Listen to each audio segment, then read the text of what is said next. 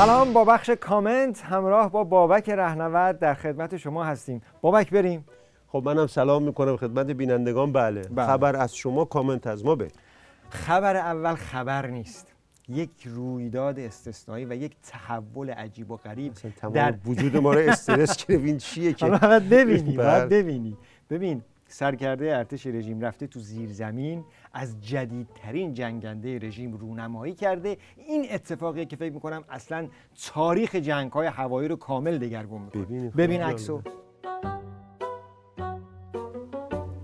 این که F4 که F4 دیگه. مهران F4 هواپیما F4 در دنیا الان تو پارک‌ها میذارن به عنوان رستوران. از کابینش هم سرسره گذاشتن، بچه‌ها سر میخورن. یه کلاه خلبانی هم گذاشتن، هر کی میخواد عکس بگیره، یادگاری عکس خلبانی بگیره. تازه خود شرکتش گفته اینو بیارید بدید ما بذاریم موزه که بگیم نیاکان ما با اینا میرفتن جنگ هوایی. این که یعنی میگی کل این رونمایی کش؟ نه کلش کش نیست، انصافا اون دیوارشو خوب سیمانکاری کردن، خوب در آوردن. من چشم اون سیمانکاری، من فکر کردم اونو رونمایی کردن. یعنی در واقع رونمایی از اون کار سیمانکاراست. عکسو گفتم من فکر کردم اونو رونمایی کردن. حالا سوالی که برای من پیش اومد اینه که باند این کجاست؟ باندش بیرونه دیگه. با هواپیما از بیرون بره رو آسمونی که نمیتونم من تو زیر زمین. خب اگه اینطوری باشه که وقتی بیاد تو باند که دیگه از این حالت مخفی میاد بیرون دیگه علنی میشه که. خب این طرح نیمه تمامه دیگه، هنوز تمام نکردن. این یکی از بحراناست که قراره حل کنن که چطوری اون قسمت علنی باعث نشه قسمت غیر علنی رو. F4 رو بردن زیر زمین، حالا بیرون آوردنش خودش داستانه. یعنی قراره دشمنم نفهمه باندش. حالا اون دیگه دارن فکرشو میکنن، احتمالاً صنایع نظامی یه کاری میکنه براش. بسیار خب، حالا ما اینی که دیدیم رو کار بود، بریم یه نگاهی هم به توی کار بندازیم، اتاقشو ببینیم وضعیت چجوریه.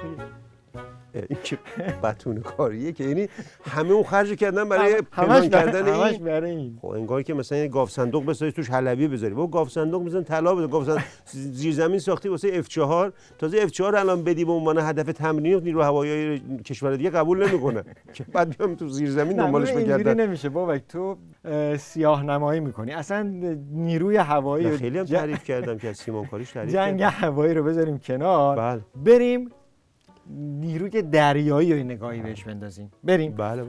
این شما و این شناور باور. در میان این شناورها قایق‌هایی هم وجود دارند که به شناور باور معروفند.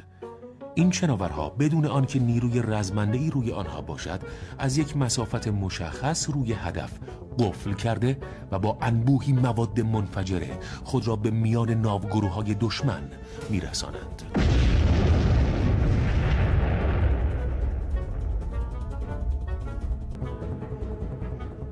وقتی وضعیت این باشد، اولین راهبرد برای ناوگروه امریکایی دوری از چشم رادارهای ایرانی است. بابک اصلا تو باورت میشه رژیم یه شناوری درست کرده باشه به نام شناور باور؟ من اصلا قبل هر چیز ذهنم اسمشو گرفت. یعنی البته اسم خوبیه، یعنی که سرنشینش باید باور کنه که زنده دیگه بر نمیگرده. ببین مهران، هواپیمای بدون سرنشین، شناور بدون سرنشین یه فناوری پیشرفتم کرد. آخوندهای چیز جدید ساختن، نصفش با سرنشین، نصفش بدون سرنشین. سرنشین وسط راه فرمونو صاف میکنه میپره بیرون. این جدیده این فن. اصلا این خودباوری که میگن همین دیگه. یعنی فرمونو قفل میکنه، یه آجر هم میذاره روی پدال گاز، خودش هم شیرجه میره تو آب. حالا سوال اینجاست، این نفری که میپره وسط اقیانوس داره چطوری میاد تا ساحل شنا میکنه؟ کوسه ها میخورنش. به نظرم خودشون میزد به اون همراه هم شناور میزد، سرنوشتش روشن‌تر بود تا اینکه وسط اقیانوس یکی و تنها میپره اینجوری شنا کنه تا ساحل. شنا کنه تا ساحل. خب اصلا صنایع نظامی رو بیخیالش میشیم. اصلا صنایع نظامی منتفیه. وارد دستاوردهای علمی میشیم. بابک یه چیزی درست کردن، کرونایاب مستعان میذاره جیب بغلش، اسمش هست قرص ضد آلودگی هوا. واقعا امشب شب استرس من. به ارگان‌های اصلی بدن میتونه آسیب بزنه، به ریه ها، به کلیه ها، به کبد، به سیستم قلب و عروق. این موارد تنها بخشی از اثرات آلودگی هوا روی سیستم ایمنی بدن ماست. حالا شرکت دانشبایانی تونسته با تولید محصول قرص جوشان عوارض آلودگی هوا رو برای ما کمتر کنه. حالا چرا قرص جوشان؟ هم وزن هم ابعاد بزرگتری نسبت به قرص‌های معمولی دارن و در نتیجه میتونن مقدار ویتامین بیشتری رو توی خودشون جا بدن. فرمولاسیونی با مهر تایید وزارت بهداشت که عوارض آلودگی هوا را کمتر می‌کند. به گفته مدیران این شرکت دانش بنیان، به واسطه هزینه پایین تولید این قرص جوشان مشابه فرانسویش 10 برابر قیمت این محصول هستش. ظرفیت صادرات به کشورهای همسایه هم وجود دارد. محصولاتمون اقداماتی رو برای صادرات انجام دادیم. ان به زودی به کشورهای منطقه هم ارسال میشه. وحید زاکری راد، خبرگزاری صدا و سیما. اینو چی میگی؟ کجای دنیا دیدی که قرصی درست کنن که این قرص رو بخوری هوا تمیز بشه؟ هیچ جای دنیا جز رژیم من ندیدم. ولی یه سوال من قبل از قرص و اینا دارم. ببین چنین اختراعاتی فقط باید سلامی رو نمایی کنه. سلامی کجاست؟ ببین سلامی اومد مستعان رو نمایی کرد. اینجا باید سلامی می اومد یه فیگور میگیره. حروم کردن این رونماییشو. اصلا دوربین هست و سلامی نیست. یه چیز عجیب ترین چیز برای من همینه. دوربین هست و اختراع هست، سلامی نیست. سلامی باید می اومد جست میگرفت یه حب مینداخت بالا، یعنی قبلش آلودگی میخورد، بعد حب مینداخت بالا، الان حواس سالم شد. ببین البته شیوه خوبه. گفتی سیاه نمایی نکن، من دارم سفید نمایی میکنم. ببین شیوه خیلی خوبیه. همه مشکلات بشریت رو با همین حل میکنن. سیل پماد ضد زیل، آتش فشان پماد ضد آتش فشان، آلودگی هوا که خودشون درست کردن قرصشو، زلزله که الان موضوع روز هست، یه دونه قرص بخور ضد زلزله، گرونی آمپول ضد گرونه. همه رو بردن تو سیستم دارویی. مخبرم هست اون دفعه ساخته بودن آب مقطر ادامه داد.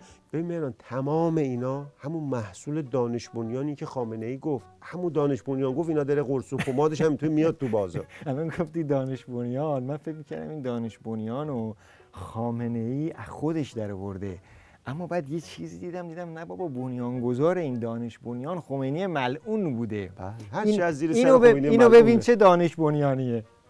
آنتنه هایی که هست صداها را از ریشه های درخت که در آب جوش بگذارن صدای هیاهو هست. چی گفت؟ ریشه گیاهان، آب جوش، هیاهو.